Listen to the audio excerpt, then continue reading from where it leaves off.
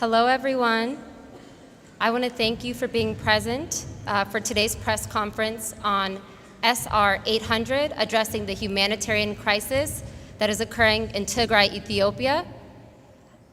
We will start with an introduction from Senator Jackson, and we are glad to be accompanied by other elected officials in solidarity today, in addition to the Atlanta Jewish community. Thank you. I'm grateful to be joined by fellow legislators, by constituents, by members of the Tigray community of Atlanta, which is based in my home district, District 41, and the many, many Georgia residents who were here in solidarity. This session, I sponsored Senate Resolution 800, calling for the unfettered humanitarian access to the millions of people of Tigray region of Ethiopia. I am filled with emotion that I've been looking for the last 500 plus days from all around the world and around the United States. And today I am filled and I see what I've been looking for right here in my own beautiful state of Georgia. Senator Jackson, Senator Parent, all of our wonderfully elected officials here today standing with the Tigrayan American community. We want to say thank you from the bottom of our hearts, because today I feel seen, today we feel seen. So I just want to say thank you once again.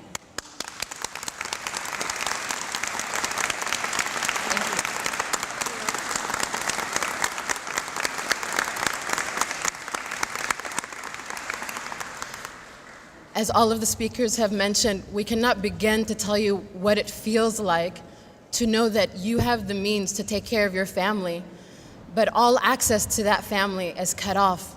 And as each day passes, a little bit more of that connection is lost until there's absolutely nothing. And so here we are today, not just advocating for our individual families, because it feels so very wrong to even mention our individual families, but we are here speaking for the 7 million population of Tigray, Ethiopia, that has been silenced. We no longer say we want to be the voice for the voiceless, because they have voices. They have been literally silenced. I am one of the refugee children that Senator Jackson spoke of from the 80s. With my mother in hand and my 1-year-old sister on her back, we walked following my father, who'd already gone to Sudan, as many of the refugees, some 73,000 already have fled, in search not just for a better life, for just life. I remember so vividly as a 4 or 5-year-old drinking water with sugar just to get that energy to walk 1 more mile before someone from my community had to pick me up and take me a little bit further on someone else's shoulder. I really connect with that saying, that American phrase, that we are all standing on the shoulders of others who've brought us here. And for me and for a lot of us, this saying is so literal. So how can I be silent when this is happening again? I've roamed the halls of this beautiful building as a student. I just wish I wasn't here in this capacity, but I will use every last second of the brief time that I'm on this podium to tell you even further about the plight of the man, woman, child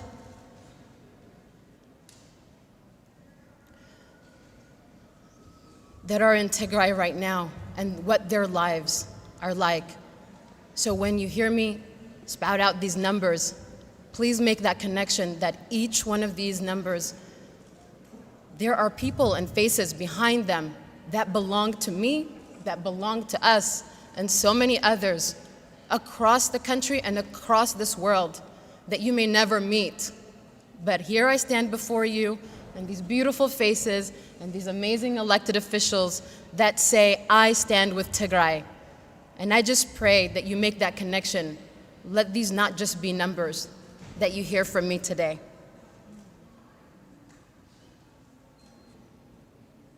To give you a little bit of perspective on what the people of Tigray are going through, the director of the WHO, the foremost authority on global health, says, "Nowhere in the world are we witnessing hell like Tigray."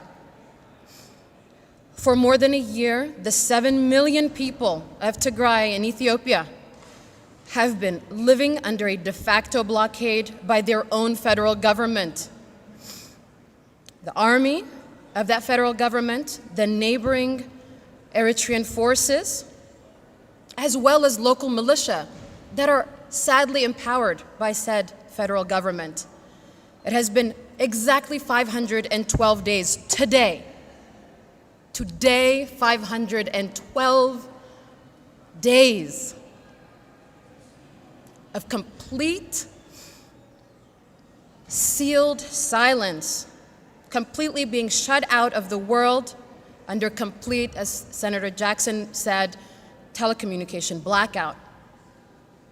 So there's no internet, there's no cash, you can't even access your own money, and there's absolutely no fuel.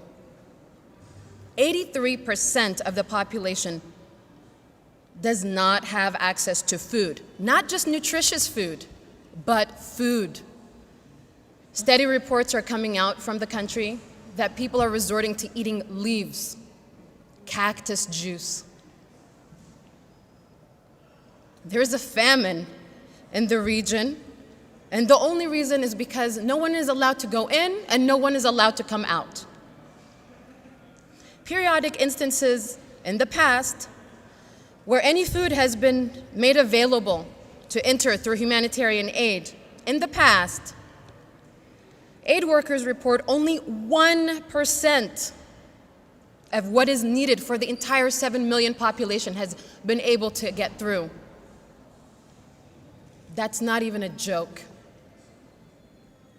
People in Tigray are dying. There has been a full-fledged attack on Tigray's health system, including aerial and ground attacks on health workers, on patients, on health facilities, medical supplies, ambulances, and equipment.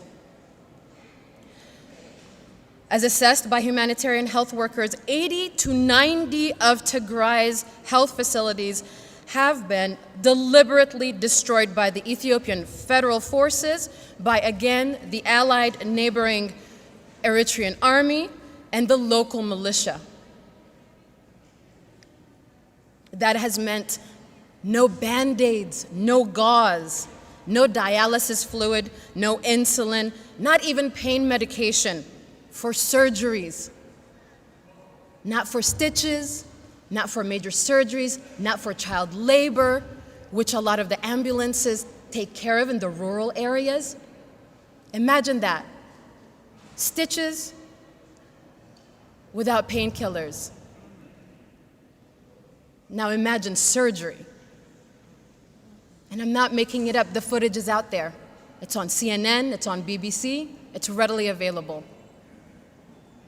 Chronic illness patients with tuberculosis, diabetes, cancer are also not being treated. And more than likely, a vast majority have already died. Reports of children bleeding out due to barrages of airstrikes on civilian populations and lack of proper medical supplies continue to surface. Again, footage readily available after every drone attack.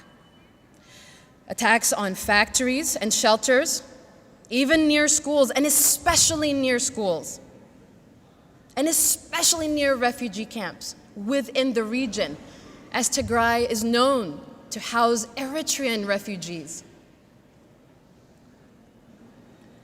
Drone attacks by drones supplied by the UAE, Turkey, Iran.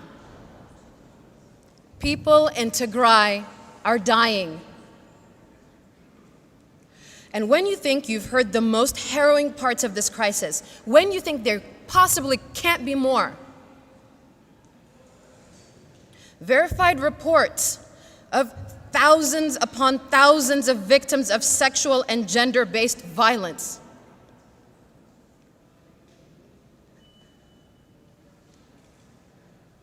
Women being assaulted in front of their children, in front of their parents, parents being threatened at gunpoint to sexually assault their children.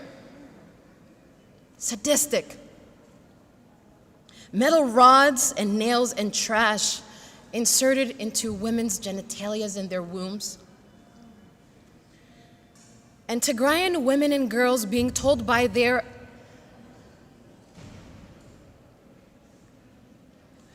that a Tigrayan womb should never be able to give birth. Insult to injury. Dehumanization, humiliation, 120,000 reported cases of sexual and gender-based violence. And that is the women and girls who are strong enough, who are able to come out and speak their truths. Because an estimated 22,000+ women are thought to not be strong enough or willing to report it because of cultural norms, because of fear of assaulters, because of trauma of mental.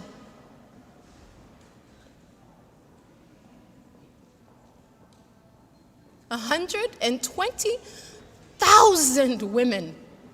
You can't tell us that rape is not being used as a weapon of war. And that is a war crime. These, again, they're not just numbers. These are our mothers, our fathers, our sisters, my uncles in the concentration camps of the capital city. In 2022, concentration camps, imagine, in 2022, in a capital city, in a so-called civilized world. And where are we? Where is the world as the people of Tigray are perishing? And again, an estimated half of an entire civilization said to have perished if something immediate does not happen. If the world does not stand up and say, never again. Remember that? Remember you promised never again? Why doesn't that apply to my family?